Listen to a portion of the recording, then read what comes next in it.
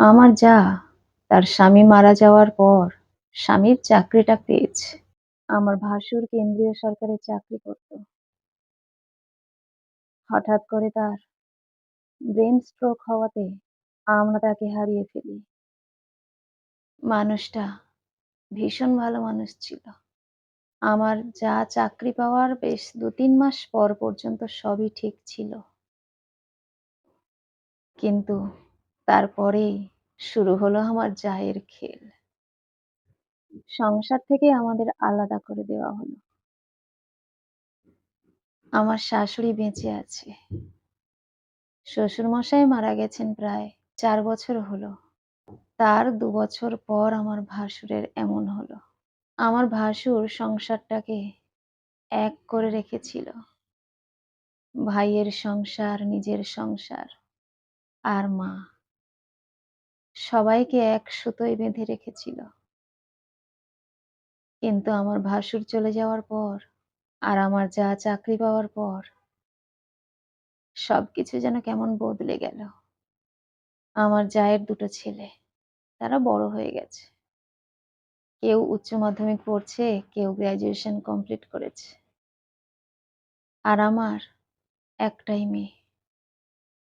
সবেমাত্র ক্লাস 8। আসল কথা হলো, আমার যে জা, সে আর কেউ নয়। সে আমার নিজের বড় দিদি।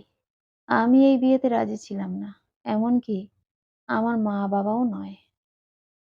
কিন্তু আমার দিদি আর জামাইবাবু মা-বাবাকে খুব জোর করছিল। আমার দিদি আমাকে খুব করে বোঝালো, "তোর জামাইবাবু এত সুন্দর চাকরি করে, তুই কি ভাবিস আমার দেওর কিছু করে না বলে তোর খাওয়া পরার অভাব হবে? কখনোই হবে না। আমি তো আছি, আমি তোর নিজের দিদি। আমি আমার ছোট বোনকে আগলে রাখবো। তুই না করিস না বোন।" আসলে আমার দিদির ইচ্ছে ছিল ২ বোন যদি এক জায়গায় থাকে তাহলে শাশুড়ি মায়ের জোর বেশি খাটবে না। ওর মনের এই কুমতলবটা আমি তখন জানতে পারিনি। বিয়ের পর আস্তে আস্তে জানতে পারলাম। দেখলাম আমার দিদি আমার শাশুড়ি মায়ের উপর প্রচন্ড জোর খাটাতে শুরু করলো আমি ওই বাড়িতে যাওয়ার পর। আমার শাশুড়ি মা আমাকে বলল, "ছোট বৌমা, তুমি যেন কিছু মনে করো না। তোমরা ২ বোন আমার সংসারে এসেছো ২ টো বউ হয়ে। কিন্তু তুমি আসার পরে তোমার দিদির যে মুখের ভাষা হয়েছে, যে জোর খাটানো শুরু করেছে আমার উপর, এটা কিন্তু তুমি আসার আগে ছিল না।" আমিও জিনিসটা লক্ষ্য করলাম। কারণ আমি তো বিয়ের আগে এসেছি এখানে। আমি দেখিনি কখনো আমার দিদিকে এমনটা করতে। কিন্তু আজ যখন দিদির মধ্যে এত পরিবর্তন লক্ষ্য করলাম, তখন সত্যিই মনে হলো আমার শাশুড়ি মায়ের কথাটাই ঠিক। যাই হোক, আমি কিন্তু আমার শাশুড়ি মায়ের পক্ষেই ছিলাম। দিদি যখন বড়, বড় কথা বলতো শাশুড়ি মাকে, আমিও ওর মুখের উপরে ছোট বড় কথা বলে দিতাম। তারপর যখন দেখল নিজের বোনের কাছেই যখন পেরে উঠছে না, তাহলে আর এত লম্ফঝম্প করে লাভ নেই। কারণ এতে তার কোনো লাভ হবে না। বরং আমাদের দুজনের কাছে ও অনেকটা ছোট হয়ে যাবে। সেইজন্য আবার দিদি আগের মতোই হয়ে গেল। কিন্তু এবার যখন জামাইবাবু চলে গেল, আমার দিদির সেই প্রকৃত রূপটা আবার বেরিয়ে এলো। কারণ সংসারে টাকা পয়সা দেওয়াটা তো বেশিরভাগ আমার জামাইবাবুই করত। স্বামীকে জোর করে কাজে পাঠিয়েছিলাম। এখন সে রোজগার করে, তবে খুবই কম। তাই জামাইবাবু চলে যাওয়ার পর আমার দিদি ভাবল,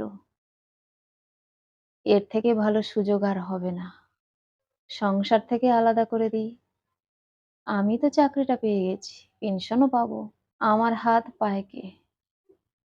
বরং আগে যেমন ছিলাম তার থেকে অনেক বেশি ক্ষমতা আমার হাতে এখন। এটাই ভেবে দিদি আমাকে আর আমার শাশুড়ি মাকে আলাদা করে দিল। এটা দেখার পর আমার মা খুব রেগে গিয়েছিল দিদির উপর। আমার দিদি মাকে সরাসরি বলে দেয়, এখন থেকে আমরা সব আলাদা। আমি আলাদা বাড়ি বেঁধে নেব। সেখানেই থাকবো। তোমার যদি মনে হয় আমার কাছে যাবে না তো যাবে না। ওর কাছে যাবে যাও। এখন থেকে ভাববে তুমি তোমার একটাই মেয়ে, তোমার ছোট মেয়ে। আমার আর কারোর প্রয়োজন নেই। আমার মা-বাবা সেদিন আমাদের বাড়িতে এসেছিল। আমার বাবা আর মা দুজনেই আমার শাশুড়ি মায়ের কাছে আর আমার কাছে দুঃখ করে বলেছিল, টাকা মানুষকে কতটা অহংকারী করে তোলে, সেটা আমার বড় মেয়েকে না দেখলে বিশ্বাস করতে পারতাম না। তখন জামাই সবকিছু করত। এখন জামাই নেই। জামাইয়ের চাকরিটাও ও করছে আর প্রতি মাসে পেনশনটাও বেশ মোটা টাকা পাচ্ছে। তাই জন্য ওর আর অহংকারে পা মাটিতে পড়ছে না। আমার শাশুড়ি মা বলল, "কি আর বলবো দিদি, আমার বড় বৌমা প্রথম থেকেই একটু ঐরকমই। ভেবেছিল ছোট বোনকে সংসারে এনে তার সঙ্গে জুড়ি বেঁধে আমার সঙ্গে অশান্তি করবে। কিন্তু তোমার ছোট মেয়ে সত্যি অনেক কপাল করে তাকে আমি ছোট বৌমা হিসেবে পেয়েছি। সে সেটা হতে দেয়নি দিদি।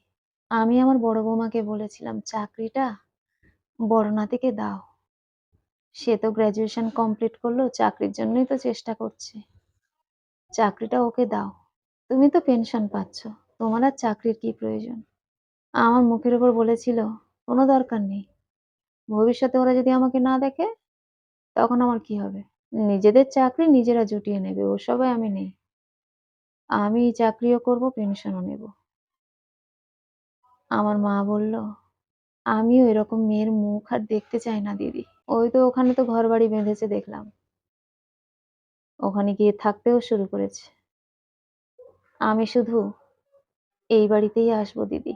ওই মেয়ের সঙ্গে আমাদের কোনো যোগাযোগ থাকবে না, সম্পর্কও না।" আমি মাকে বললাম, "ছেড়ে দাও মা ওসব কথা। ও বদমাশ হলে কি হবে? ছেলেগুলো তো ভালো। ছেলেগুলোর সঙ্গে যোগাযোগ রেখো।" বলতে বলতেই আমার দিদির দুটো ছেলে আমাদের বাড়িতে এলো। শুনেছে দাদু দিদা এসেছে।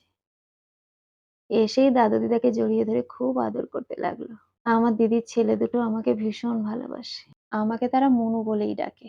আমার কাছে ডিমের অমলেট খাওয়ার আবদার করলো। সঙ্গে সঙ্গে তাদের আমি করে দিলাম। তারপর আমার দিদির বড় ছেলে বলল, "জানো তো মনু, ওই বাড়িতে আমার থাকতে ভালো লাগে না। মা যেন কেমন একটা স্বার্থপর হয়ে গেছে। শুধু এখন টাকা ছাড়া কিচ্ছু যেন চেনে না।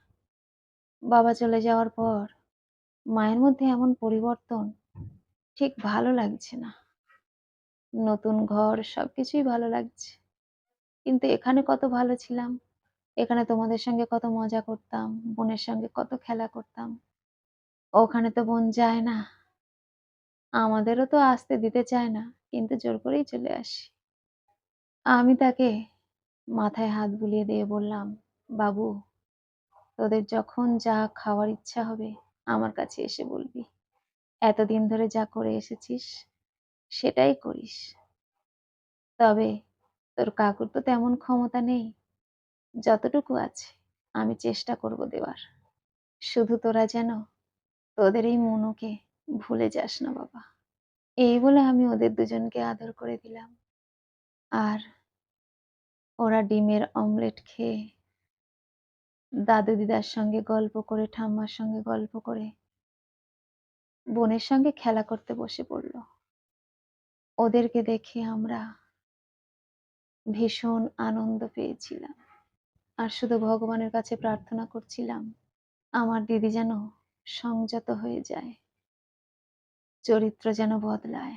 নইলে জীবনের একটা সময় আসবে যখন হাতে অনেক টাকা, কিন্তু পাশে কেউ নেই।